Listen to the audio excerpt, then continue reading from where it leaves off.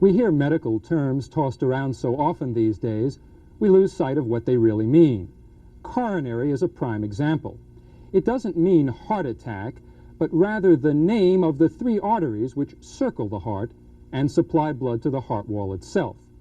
A heart attack, such as felled Nelson Rockefeller the other day, is the layman's term for myocardial infarction, the actual death of part of the heart muscle or myocardium, usually due to a decreased flow of oxygen-rich blood through the coronary arteries.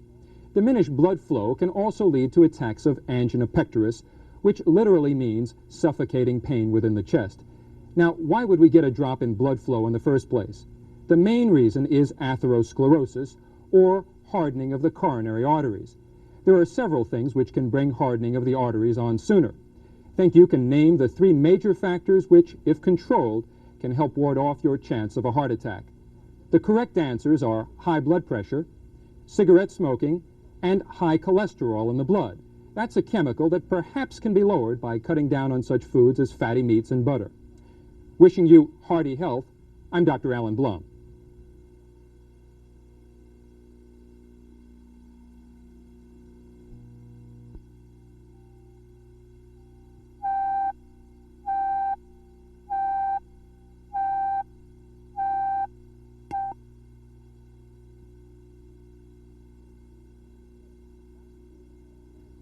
Last week, a Senate subcommittee heard charges by Ralph Nader's Health Research Group that the painkiller Darvon is the deadliest prescription drug in the United States. That unenviable title is questioned, however, by Dade County Medical Examiner Dr. Joe Davis. The barbiturates like Seconal and Tuinal are still #1 in that category, he told me. But why the popularity of Darvon, or propoxyphene as it is generically known, in the first place? Perhaps the fact that it comes in a most impressive-looking capsule and is available only by a doctor's prescription. Perhaps also the fact that it costs about 10 times as much as aspirin, a luxury item pain pill, you might say, even though it hasn't been found to be as effective as aspirin in relieving mild to moderate pain. Then there are the many advertisements for Darvon and its sister drug, Darvocet, in medical journals week after week, which show a miserable-looking patient draped psychedelically over the letters PAIN. But there's the catch.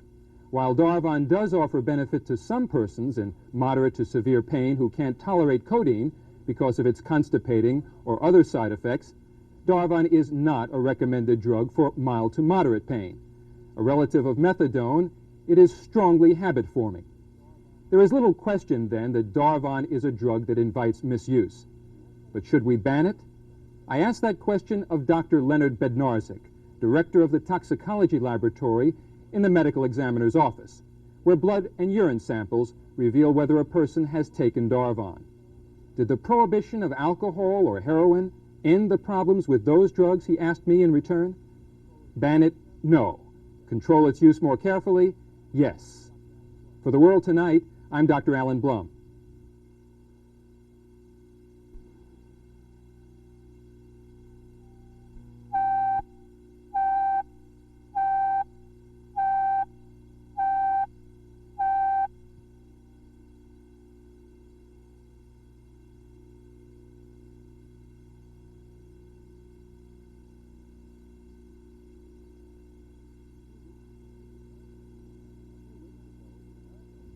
A few weeks ago, the American Academy of Pediatrics issued a statement almost without precedent in the medical profession. It recommended that all mothers breastfeed their babies. I'm not sure whether Iowa City firefighter Linda Eaton or her doctor got wind of this advice, but her insistence on following it has led to an uproar. By now, her less-than-happy fire chief has found out that the breast is also a unique food-producing organ. Yet just a few years ago, scientists were claiming that technological advances had created formulas which surpassed what the human being herself could produce. The fortunes of the human breast did sag for a time, but recently they've been picking up. By almost every measure, breastfeeding is superior to formulas or cow's milk in the baby's first year of life. The establishment last week of a human breast milk bank for seriously ill infants in South Florida is evidence that there ain't nothing like the real thing, baby. In addition to the role of nourishment, breastfeeding can greatly cut the risk of infection in babies. especially pneumonia, and can offer better protection against obesity. It also assists in firming up the relationship between mother and child. Perhaps the major obstacle to encouraging more mothers to breastfeed is not the hypocritical frowning of voyeurs, but rather the infant formula manufacturers. One British doctor who advocates breastfeeding notes that in England, a certain can of puppy formula contains a warning which is absent on cans of baby formula, namely that it should not be given in the first days of life so that puppies can obtain the anti-infection benefits of the mother's milk. The doctor wonders whether babies are not being treated as second-class puppies. For the World Tonight, I'm Dr. Alan Blum.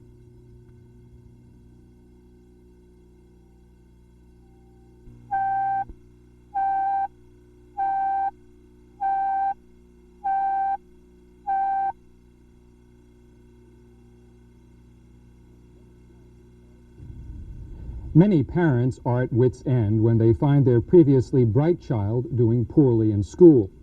Some reading I've been doing lately about gifted children, that is, those with exceptional intellect or special creative talent, devotes considerable attention to that mysterious and quite large group of underachievers who are obviously smarter than their grades would indicate. It's not surprising to me, though, that in an age of advertising, few young people really want to be identified as individuals. In fact, if they resist the Madison Avenue lure of junk food, fast cars, and fashion crazes, they'd be looked upon as nerds. But fortunately, there are definite rewards for those who don't follow the crowd, and maybe even for some who never do well in school. Professor Ronald Illingworth, a physician with the Children's Hospital in Sheffield, England, has compiled a list of underachieving children who were destined for fame. Winston Churchill, for instance, couldn't get into a university because of his difficulty with foreign languages. Charles Darwin, originator of the theory of evolution, was described by his father as caring for nothing but rat-catching.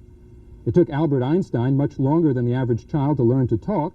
Thomas Edison was emotionally disturbed as a child because he was always at the bottom of his class. Henry Ford couldn't spell. And it's said that Pablo Picasso never did learn the alphabet. And Auguste Rodin, whose sculpture includes the Kiss and the Thinker, failed 3 times to get into an art school. His father said, "I have an idiot for a son." When children are underachievers, refuse to wash, do badly at school, look dreadful, or behave abominably, says Dr. Illingworth, it's a good thing to know that one can never tell what they will achieve in the long run.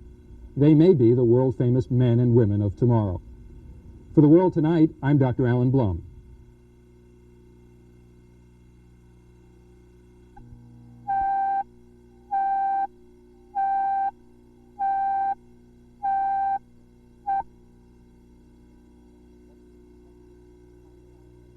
What do Texas, Hong Kong, and Russia have in common? The flu. Now, before we blame our fellow citizens in the Lone Star State, unsanitary conditions in Hong Kong, or a Russian communist plot, I should point out that those places are the locations of the laboratories that first spotted the 3 different influenza viruses which were predicted to cause the latest outbreaks of that awful achiness, fever, and respiratory ripoff known as the flu. What do doctors mean when they talk about an influenza virus? Viruses, as you can imagine, are tiny. So tiny that they make bacteria seem like elephants in comparison. This close-up view of the flu virus has been magnified 100,000 times. Antibiotics, which attack bacteria as they're reproducing but leave the human cells alone, can't do a thing to viruses because viruses reproduce in a different way. Unlike bacteria, viruses don't have a mind of their own, so to speak, but live only within the cells of so-called higher-ups like you and me. Some flu virus goes around every year. The reason the recent outbreaks have mainly affected young people is believed to be due to older persons having had previous infections with related flu viruses, which gave a kind of immunity from prosecution. But we can't depend on the flu bug to play favorites. That's why prevention is so important. The flu shot, or vaccine, is a concoction of weakened viruses, just enough to stimulate our bodies to develop the kind of resistance we'll need to fend off a wave of virus later on. Who should get a flu shot? That may vary from year to year, but certainly persons over 65 and anyone, young or old, with heart, lung, or kidney diseases should receive the flu vaccine. For the World Tonight, I'm Dr. Alan Blum.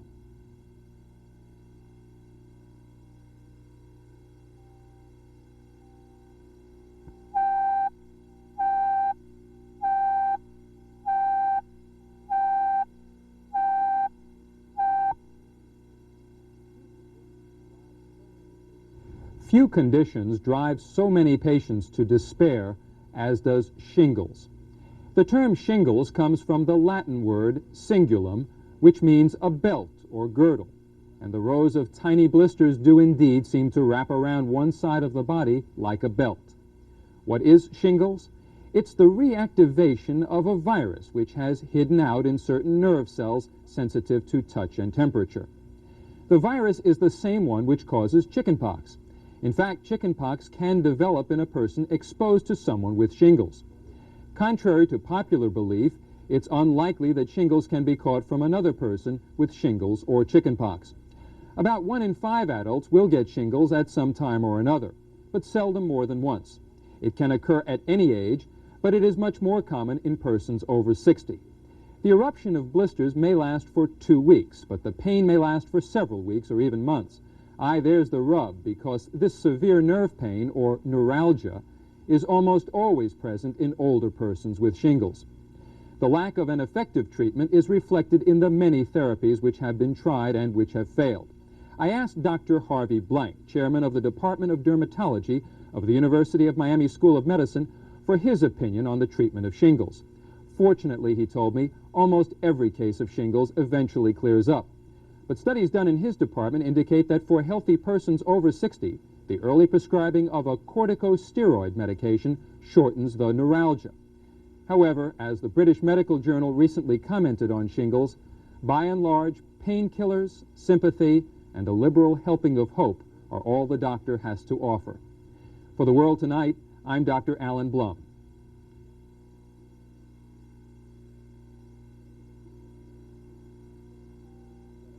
Channel 4's family doctor, Dr. Alan Blum, covered that meeting for us.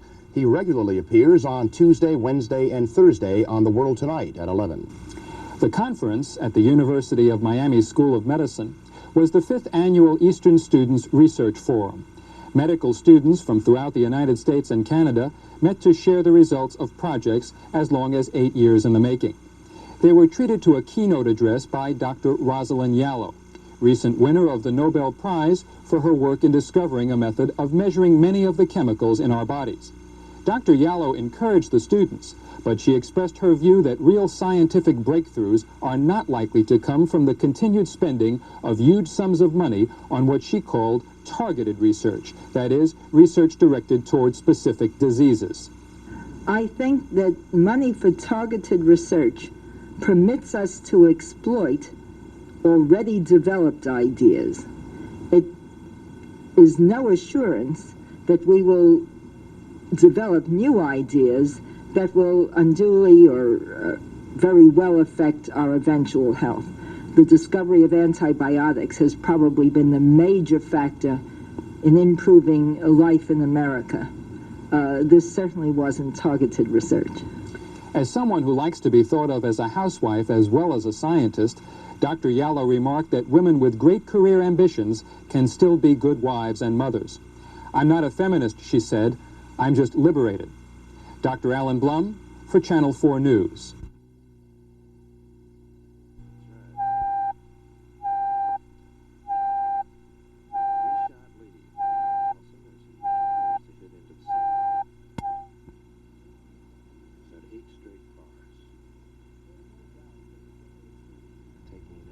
There's no doubt that General Foods has a hot item in Pop Rocks, which it calls crackling candy, and a happy, mouth-tingling, fun idea. Maybe dentists should advertise their cavity filling as a happy, mouth-tingling, fun idea, too. Put a few into your mouth, let them crackle on your tongue, the packet advises, as do the various With-It kids General Foods has recruited for its television commercials. I prefer trying something before judging it, so I went looking for a package of Pop Rocks. Most stores charge around 40 cents, and at the Miami airport, alongside the candy cigarettes you can't tell from the real ones, Pop Rocks sell for 60 cents. 60 cents for what has to be the smallest pack of candy ever made. A look at the ingredients was not reassuring. Sugar and more sugar, artificial flavor and artificial color. The sensation of Pop Rocks in the mouth is sort of like Rice Krispies gone disco. The carbon dioxide-caused crackling is fun for about a minute. Then what? Wait for the cavities to set in? Pop Rocks has been the subject of rumors as to the safety of its carbonated fizz, so recently General Foods has taken out full-page ads in such newspapers as the New York Times and Philadelphia Inquirer in order to reassure Mom and Dad that Pop Rocks is a safe and fun product. A couple of years ago, a bubblegum manufacturer concerned about rumors of spider eggs in the gum tried a similar publicity ploy. It worked, and I assume that Pop Rocks sales will go on to even greater heights, and dentists will drill to even greater depths, in part thanks to Pop Rocks, one of the junk food rip-offs of the century. For The World Tonight, I'm Dr. Alan Blum.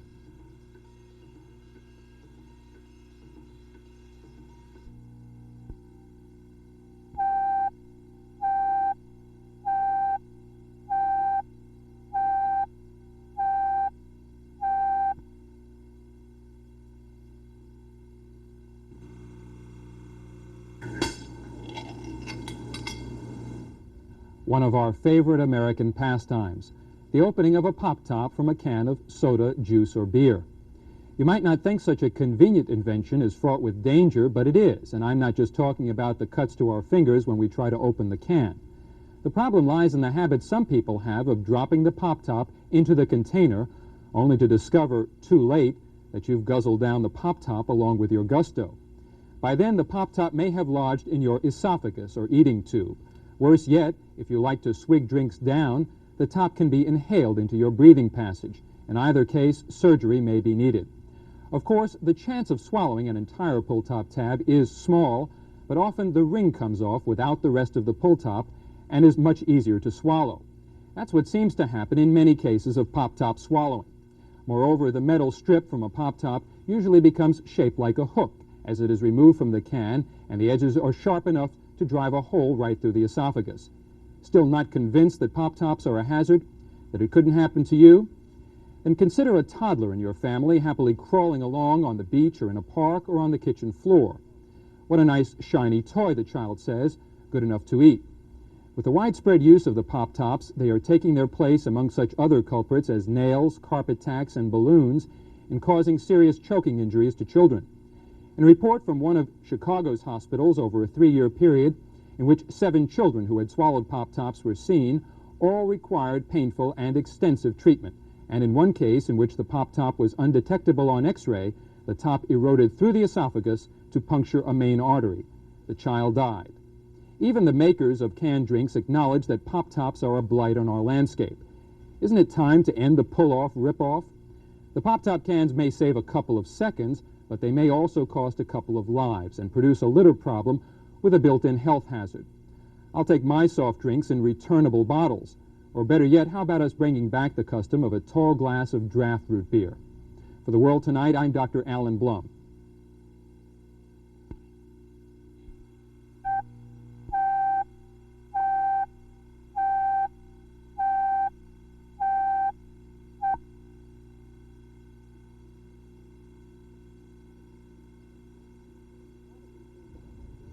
You've probably seen someone wearing one of those thick white collars which made him walk stiffly and unable to move his head from side to side. No, he wasn't some sort of showy white-collar worker, but rather a victim of whiplash. That's a term which refers to an injury to muscle and other soft tissues of the neck, usually from having been hit from the rear in an auto accident. I must admit that seeing a person in one of these collars always made me think of the bumper sticker which reads, "Sick, see a lawyer." The surge of litigation has indeed led many doctors to believe that patients who come in with pains in the neck beginning as long as 2 weeks after an accident are either loony or lawsuit happy. The evidence, however, doesn't bear out a case of litigation fever. Successful lawsuits, in fact, failed to relieve the symptoms for nearly half of a group of whiplash patients, followed for 2 years after court action. What's more, those persons who survive head-on collisions or get hit from the side rarely present with the painful neck that victims of rear-end collisions often seem to have. The explanation is really quite simple. There's a built-in restraint to too much forward motion of the head. It's your chest. And if you're hit from the side, the restraint that stops your head is your shoulder. But backward movement of the neck normally shouldn't be beyond where the chin is pointing straight up. The quick forward, then backward whipping of the neck when someone is hit from the rear can cause tears of the muscles and even the esophagus, or eating tube. If the snap is very severe, ligaments, the tough bands which connect the bones of the spine, can be torn. The treatment for whiplash is rest, either in bed or with the aid of a collar for several weeks. Heat, painkillers, and various exercises for the neck are recommended. As for prevention, a shoulder harness and a headrest seem like good investments for the driver. Even a 15-mile-per-hour rear-end collision can snap the head with sufficient force to cause considerable injury. For the World Tonight, I'm Dr. Alan Blum.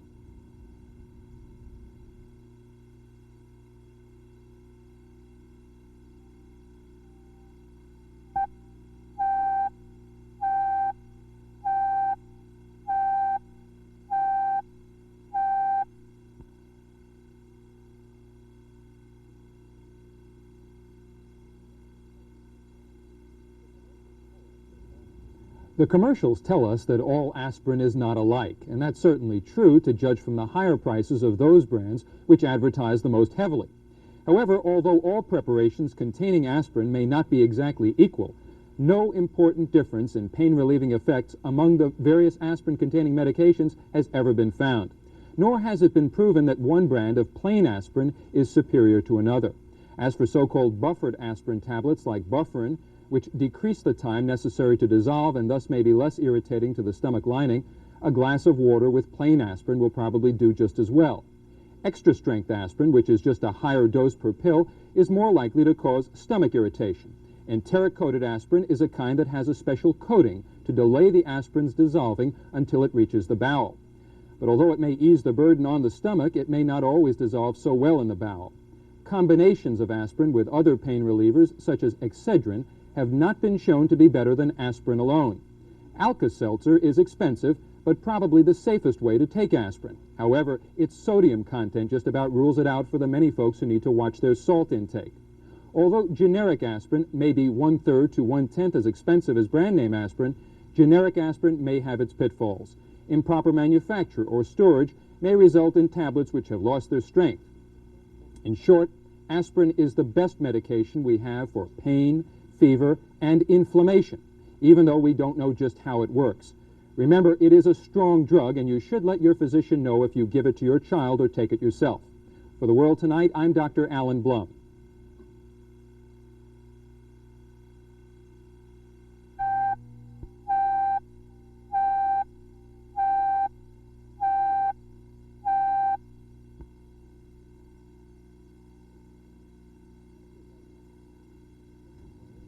How's your love life? If it could be better, you might try sprinkling a little powdered rhinoceros horn on your food, as has been the custom in China, or munching on a few diced spiders, as is done today in parts of Africa. I hadn't thought of this feature as a column of advice for the love lawn until I came across an article in a recent issue of the publication Sexual Medicine Today, entitled The Love Lore of Lust-Provoking Foods. The authors, George Lang and Dr. Arthur Sackler, review the myths about aphrodisiacs, that is, foods which have been thought to increase, how shall I say, sexual appetite. Aphrodite was the Greek goddess of love and beauty, but somehow I don't think she would have suggested chickpeas and onion juice, crocodile kidneys, garlic, or crayfish soup, to name but a few of the aphrodisiacs used around the world today, or for that matter, geritol or vitamin E. Yet in every society, in every age, note the authors, there has been an attempt to make the science of nutrition serve the art of love. Perhaps the first persons to apply Madison Avenue techniques to the selling of food were the Paris street vendors, who would cry, "Artichokes, artichokes, heal the body, the spirit, and the genitals." All the supposedly sexy foods share the same three things: many testimonials to the wonderful results, great faith on the part of desperate people, and very little scientific evidence to back up the claims. Try your luck, then, with such possibly passionate foods as oysters, eggs, caviar, goose liver, pepper, truffles, and mustard. As to the erotic virtues of garlic, I agree with the one doctor who said many prefer impotence to the alternative of having to eat garlic. The best aphrodisiac, I'd say, is just being yourself. For the World Tonight, I'm Dr. Alan Blum.